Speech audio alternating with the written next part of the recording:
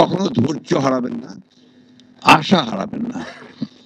আমরা কেন জানি না, আমাদের প্রত্যাশা অনেক, ধৈর্য একেবারেই কম।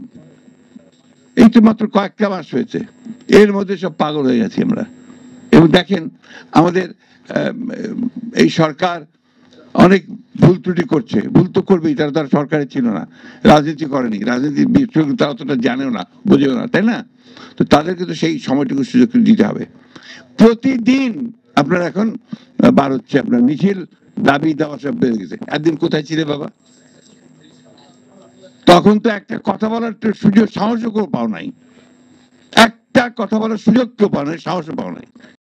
এখন এই ওয়াজির সাহেব বলছিলেন যে ওনার পাশেই জাতীয় বিশ্ববিদ্যালয় না, আজকে ওখানে স্ট্রাইক চলছে, রাস্তাঘাট বন্ধ। তো এটাতে লাভটা কার? এটাতে এই দেশের, এই সমাজের, এই মানুষের কোন লাভ হবে না। ধৈর্য ধরে যাই, সামনের দিকে যাই। অনেক ত্রুটি আছে, আমি বিশ্বাস করব, তো অনেক ত্রুটি তারা নিয়ে এসছে, একটা জঞ্জালের মধ্যে এসছে, একেবারে ধ্বংসপ্রাপ্ত জঞ্জাল। চিন্তা, আমার ধারণা ছিল যে এটা এত খারাপ হয়ে গেছে। এই আপনার পরিবর্তনের পরে যখন আমরা দু একটা জায়গায় খোঁজ খবর নেই, অফিস আদালতে খোঁজ খবর নেই, ভয়াবহ কাণ্ড, ভয়াবহ দুর্নীতি, চুরি, ব্যক্তিগত স্বার্থ ছাড়া আর কোনো চিন্তা নেই সরকারি আমলাদের মধ্যে। বলতে আমি বাধ্য হলাম, দুঃখিত। তো এই অবস্থার পরিবর্তন তো আপনার এত দ্রুত হবে না, একদিনে হবে না। ধৈর্য ধরেন, স্ট্রাকচার আমরা খাড়া করি, গণতান্ত্রিক একটা স্ট্রাকচার খাড়া হোক। সেই স্ট্রাকচার খাড়া হলে নিশ্চয়ই আমরা আপনার সামনের দিকে এগিয়ে যেতে পারবো। তো একটা কথা আবার আমি বলি, আমাকে অনেকে ভুল বোঝে, নির্বাচন করেন কেন? হ্যাঁ, আমাকে বিশেষ করে ছাত্ররা তো বলেই, এখানে নির্বাচন বলার কারণটা হচ্ছে একটাই, হচ্ছে যে আমরা বিশ্বাস করি, আমি জানি না আমার এই বিশ্বাস ভুল কিনা, যে কোনো নির্বাচিত সরকার কিন্তু একটা অনির্বাচিত সরকারের চেয়ে ভালো।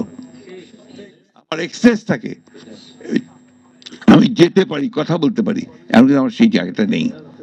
জিয়াউর রহমানের কৃতিত্বটা ছিল কোন জায়গায়? জিয়াউর রহমানের কৃতিত্ব ছিল ওই জায়গায় যে তিনি একটা সমাজতান্ত্রিক অর্থনীতি থেকে একটা মিশ্র এবং মুক্ত বাজার অর্থনীতির দিকে নিয়ে এসেছিলেন, ভ্রান্ত সমাজতান্ত্রিক চিন্তা থেকে নিশ্চিত। আর আওয়ামী লীগ সমাজতন্ত্র করবে কি? আমরা তো কোন সমাজতন্ত্র বিশ্বাসই করি। উপদেষ্টা তিনি খুব শীঘ্রই এই বিষয়গুলো ডাকবেন, একটা সমাধানের দিকে আসবেন, আলোচনা হবে, ঐক্যমতের ভিত্তিতে আমরা একটা জায়গায় গিয়ে পৌঁছাবো। নির্বাচনটার কথা এই জন্যই তাড়াতাড়ি বলি যে নির্বাচনটা হলে এই সমস্যাগুলো চলে যাবে।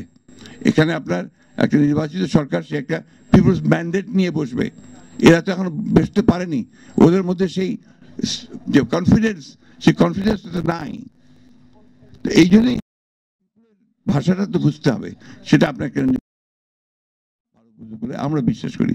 এই জন্য আমরা এখনই করে ফেলতে হবে তা তো বলছি না, ন্যূনতম যে সংস্কারটা প্রয়োজন সেটা করে নিয়ে নির্বাচন অনেকটা সমাধান হবে।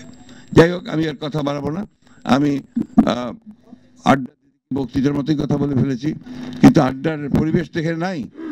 আড্ডা আমি আশা করবো যে এরপরে আমাদের সালাম সাহেব, দীপ্তি, এরা সেই পরিবেশ নিয়ে আরো ভালোভাবে আড্ডার ব্যবস্থা করতে পারবে। সেই জন্য আমি আবার তাদেরকে ধন্যবাদ জানাচ্ছি। ধন্যবাদ সকলকে।